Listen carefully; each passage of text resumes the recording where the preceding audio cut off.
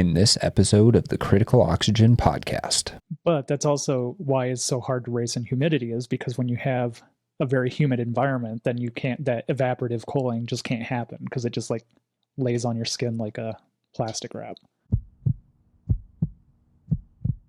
Welcome to the Critical Oxygen Podcast, where we help you optimize your physiology and maximize your endurance potential.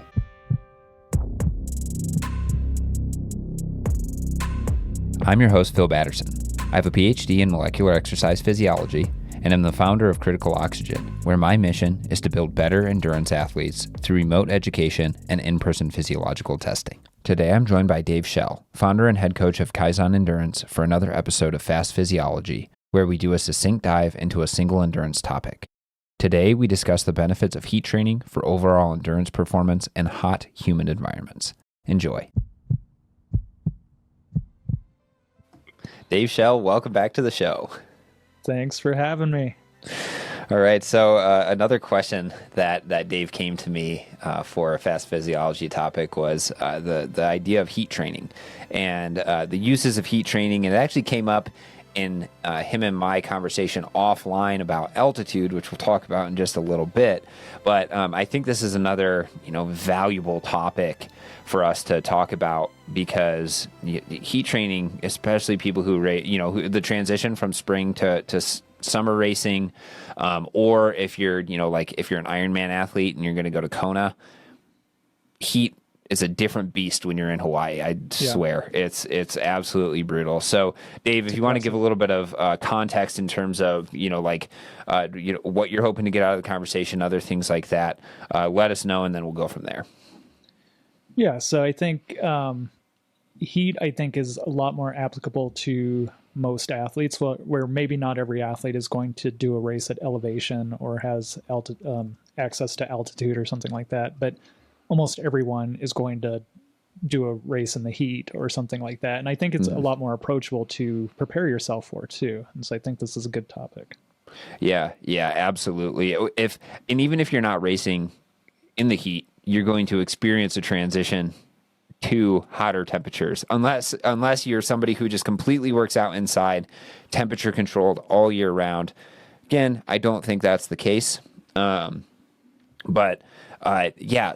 something that is interesting about heat training, and the reason why it affects your physiology so much, or heat in general, when you go to race in the heat, is because now your body has to take your blood and it has to distribute it to the skin for cooling purposes, and it has to still distribute the blood to your muscle for oxygen delivery and ATP, or energy resynthesis, so you can actually continue to exercise. So when you start to divide that up, depending on how much you have to divide it up, you're actually, you're straining the cardiovascular system a lot more. And you'll see that when you start to exercise in the heat and other things like that, your heart rate goes up. But the amount of oxygen that's actually being delivered to your muscle can either stay the same or go down, because you are pushing so much blood into your skin that, you start to actually become limited by the amount of oxygen that you can actually deliver to your muscles. So the good news is that heat training is actually fairly easy to do, and the adaptations that you get from them occur rather quickly. Right. So the way that I approach heat training is, and I think, Dave, you do the same thing. You say about 10 days out, you just get on your bike trainer, turn your fan off, maybe turn the heater on in your room. Obviously, don't overdo it. We don't want anyone getting heat stroke or anything like that. But you want the temperature of the room to be about the temperature that you're going to be racing at, and the same relative humidity, because 90 degrees in Colorado is a lot different than 90 degrees in Hawaii, just because of that change in humidity. So you want the humidity and the temperature to be about the same, and you want to simulate the conditions as much or as well as you possibly can. You start about 10 days out, and you only, or you don't have to ride that hard. There's been studies that I've been looking at that do 45 minutes to an hour at just below LT2, or ventilatory just below first threshold, which is where zone 2 exercise would be occurring. and they do that for 45 minutes to an hour. So it's the same intensity as like your endurance ride or your zone 2 ride or whatever it is, but you can actually go a little bit easier than that because your heart rate is going to come up and it's going to be more of an internal stress. And what we're trying to do with that heat training is you're trying to expand your plasma volume. So that's the portion of your blood that is not your red blood cells. It is kind of like if you, I don't think anyone's ever like spun their blood down, but I did a lot of it during my PhD. When you spin your blood down, you get the red portion and then you get a clear portion. The clear portion is your plasma and then the red portion is your hematocrit. And you want to expand the plasma portion because that gives you more blood volume and that allows you to push more of that volume to your skin. And then from there, you can induce more cooling capacity. You can sweat a little bit more. You can get more convective cooling. You can get more, you can just get more cooling in general. So that's the first thing that you're going to see is your plasma volume is going to increase. Your plasma volume is going to increase, so you need to hydrate because in order to actually get the liquid and the fluids that are necessary for plasma, you need to be hydrating adequately. Then on top of that, you're going to get better actually at sweating. So you'll see people who are very, very heat adapted, they sweat a lot. And this is just a secondary adaptation. And the whole goal by putting a layer of fluid onto your skin is to get more of that cooling effect. It all goes towards cooling. But that's also why it's so hard to race in humidity is because when you have a very humid environment, then you can't, that evaporative cooling just can't happen because it just like lays on your skin like a plastic wrap. Yep. Yeah, exactly. So there are limitations to how much cooling your body can actually engage in. And then if that's the case, if you know it's going to be really, really hot, then the only thing that you can really do in that sort of situation, no matter how heat adapted you are, is you have to slow down. Because if you don't slow down, then your body's just going to essentially cook itself from the inside out. And then that's going to cause you to slow down if you get too hot. So, So Dave, what's the protocol that you generally follow? I know I outlined mine, but I'm interested to hear what yours is. Yeah. So offline, we were talking a little bit and I said that I deal with this every spring it's typically spring in Colorado. We have a lot of like 30, 40, 50 degrees days, 60 degree days. And then all of a sudden over the course of a week, it will jump to 90 degrees. And so I had mentioned if I have athletes that aren't racing until like June or July, I'm not too concerned about it. Like they'll have lots of opportunity to ride in the heat and to adapt. But if I have somebody doing an early season race somewhere warm, like if they're racing in March or April in like California or something, then I want them to be prepared for that. And so some of the things we might do, depending on how aggressive I want to be, is one, just overdress. So if you're still riding outside, like overdress so that you're warmer than you would typically want to be. And that's going to help a little bit. I think just riding indoors on the trainer, I was talking to an athlete about this last week. I think just in general, because you have less airflow, you sweat a lot more. Like I think you're going to get some of those adaptations there.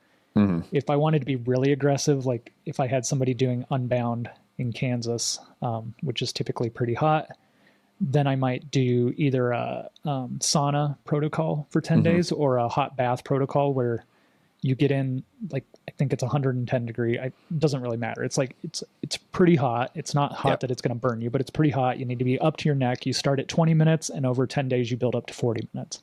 And it doesn't sound that hard, but God, it's miserable. It's so miserable. Oh yeah.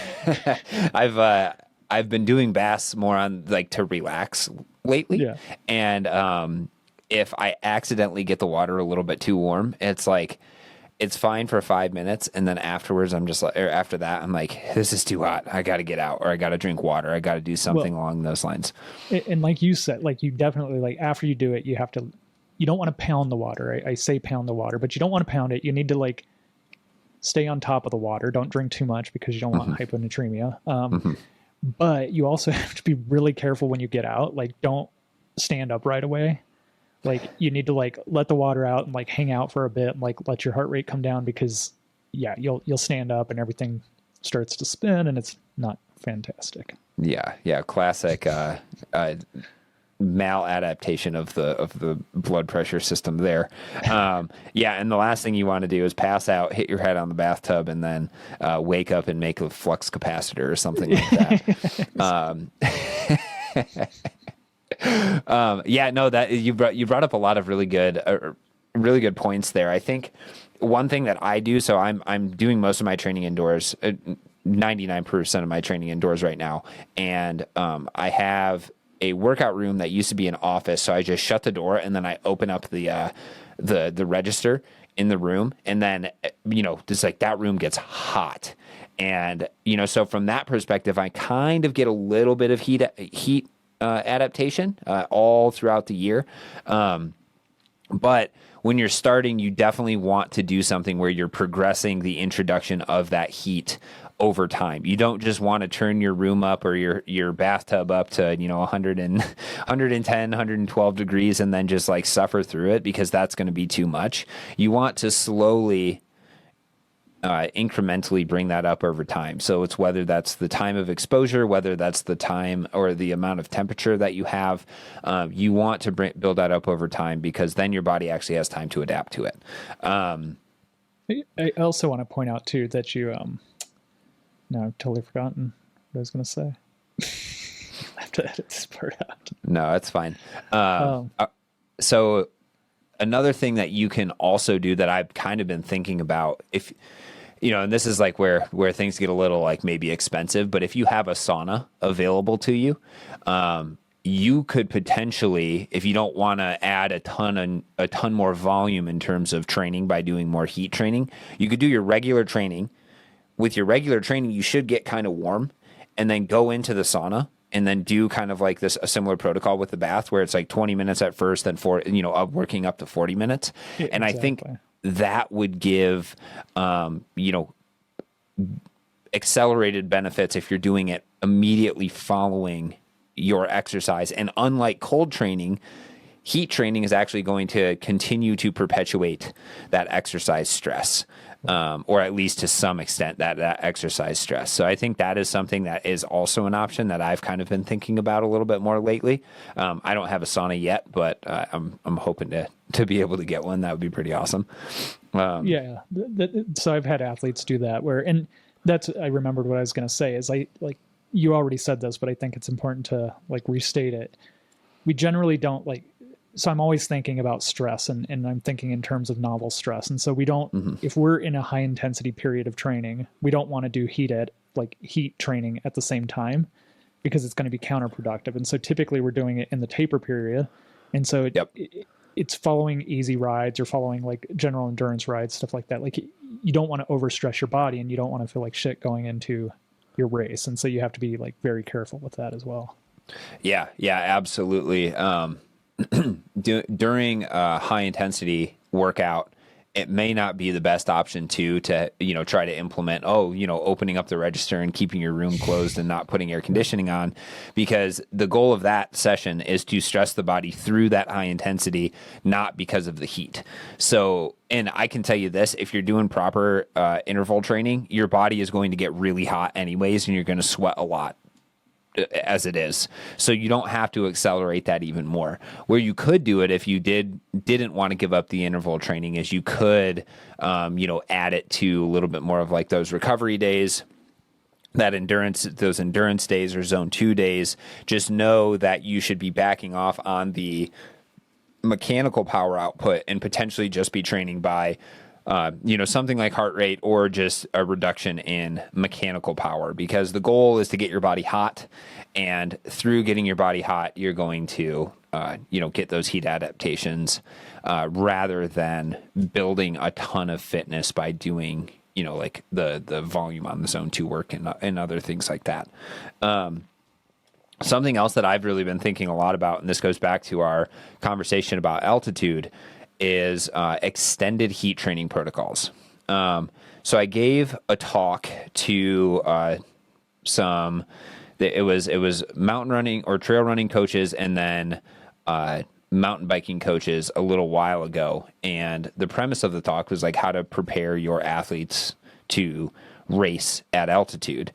And if you look at a lot of like the YouTube videos and literature and other things like that from 3 years ago and backwards, it would say extended periods of heat training isn't really beneficial for too much.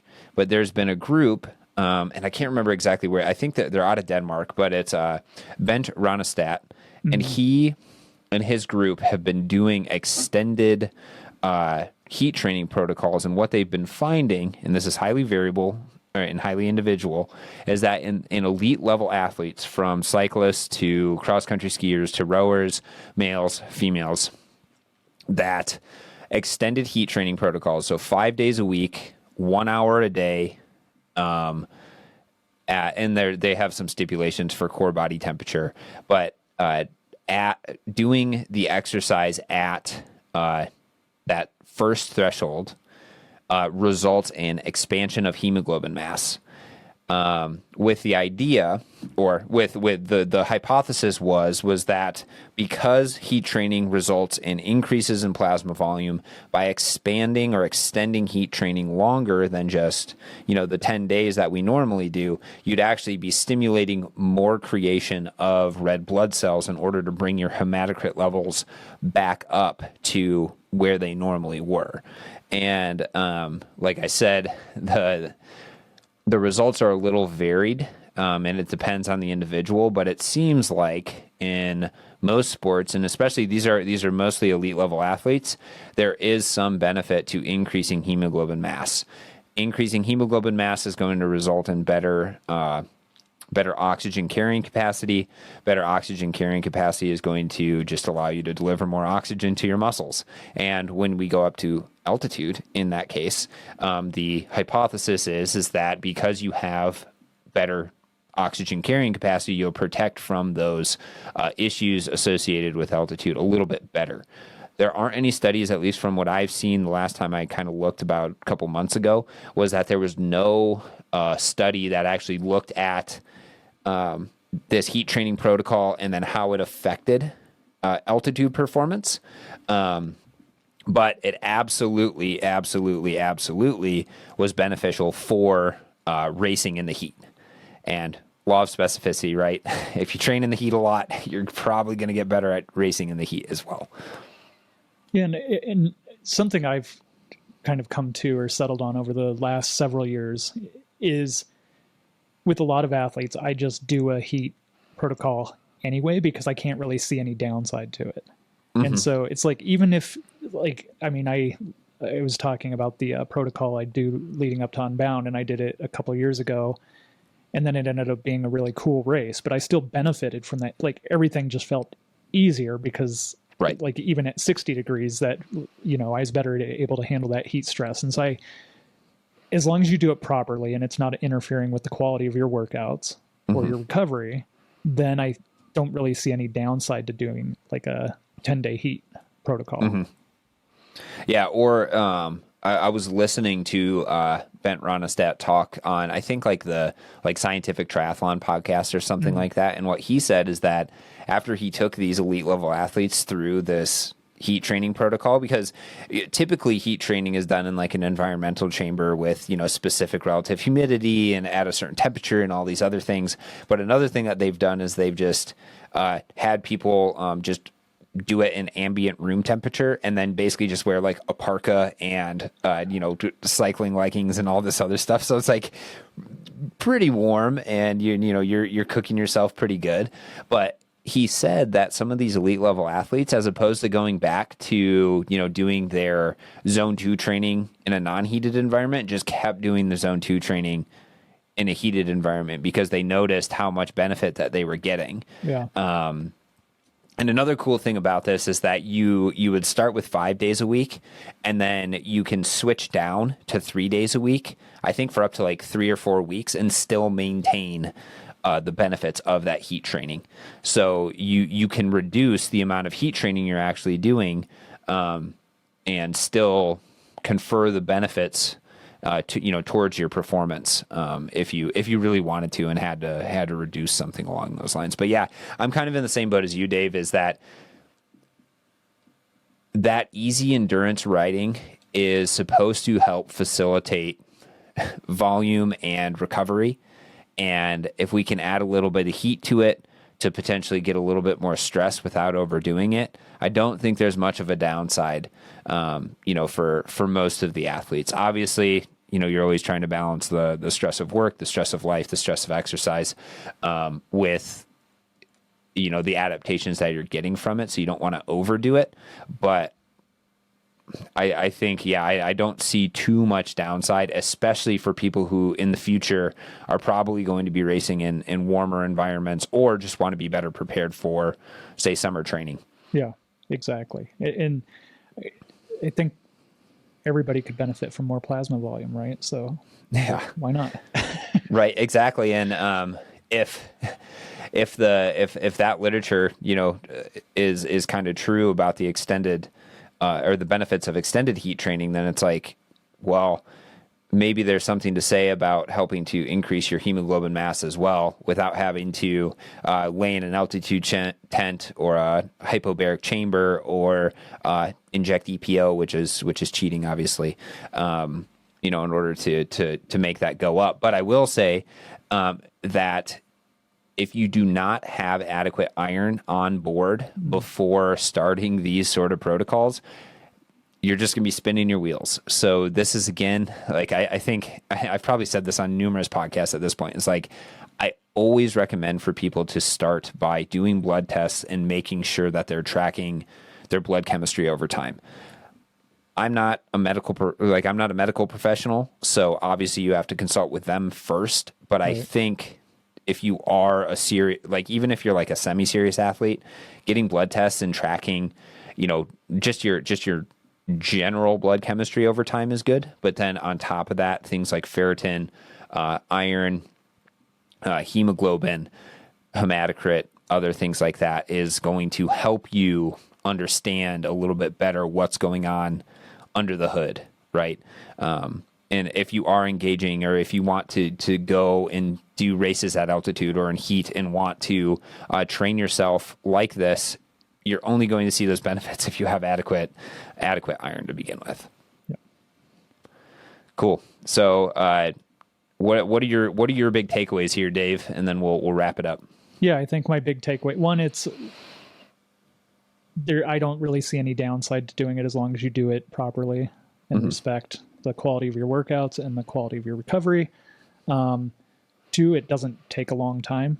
So if you are thinking about racing in the heat or something like that, and it's super easy, you can do it in your bathtub. You can do it on the trainer by overdressing. You can do it outside by overdressing. So yeah, I think it's certainly something that people should add to their arsenal.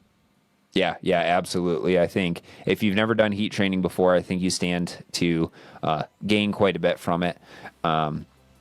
I like your summary, Dave. We'll leave you guys with that. If you have any other questions about heat training or anything along those lines, reach out to me on Instagram at Critical02. Find Dave at Kaizen Endurance on Instagram as well, and we will be more than happy to answer your guys' questions. We hope you enjoyed this episode on heat training and what heat can do for you, and we'll catch you guys in the next one.